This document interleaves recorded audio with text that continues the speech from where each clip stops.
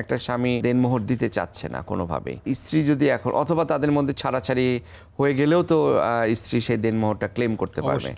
এখন যদি স্ত্রী যদি এখন তাদের মধ্যে ছাড়াছাড়ি হয়ে গেছে, এই পর্যায়ে স্ত্রী কিভাবে দেনমোহরটা ক্লেম করবে, কিভাবে পাবে, এটা যদি প্রসেসটা শুরু থেকে একটু দর্শকদের জন্য একটু বলতেন। সামর্থ্য অনুযায়ী দেনমোহর ধার্য করে একবারে শোধ করে দেন, এটা হচ্ছে আমার বক্তব্য সবার জন্য। যদি না হয় সেক্ষেত্রে কি হতে পারে, বিলম্বিত দেনমোহর তো আইনি বলা আছে, সুতরাং হতে পারে সেই ক্ষেত্রে আপনি যখন আপনাদের তালাক হয়ে গেল বা সেপারেশন হয়ে গেল, তখন আপনি সরাসরি চাইতে পারেন যে আমার তালাক, আমার টাকাটা দাও। সে দিল না, তখন আমরা কোথায় যেতে পারি? লয়ার নিয়োগ করে আমরা নোটিশ দিতে পারি, অথবা বিভিন্ন মানবাধিকার সংস্থা আছে তাদের দ্বারস্থ হতে পারি, অথবা এখন সবচেয়ে বেশি কাজ করে আমাদের জেলা লিগেলের যে সংস্থা যারা আছেন এবং আমাদের জেলা লিগেলের অফিসার সাহেবরা খুবই আন্তরিক, তাদের কাছেও অনেক সমাধান হয়।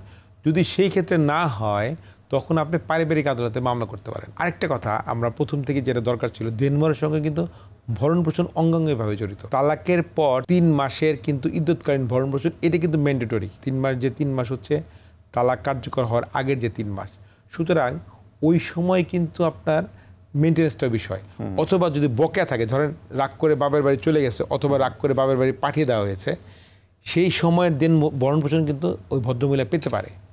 সুতরাং আপনি শুধুমাত্র দেনমোহর নিয়ে খালি মামলা না, ভরণ-পোষণ নিয়ে মামলা হয়, সেটা নিয়ে মামলা করা যাবে। এটা একটা মামলার মধ্যেই আমরা সবগুলো চাইতে পারি। আচ্ছা। আর সেই ক্ষেত্রে সন্তান যদি তার সঙ্গে থাকে, সন্তানের মেনটেন্যান্সটাও সেটা ক্লেম করতে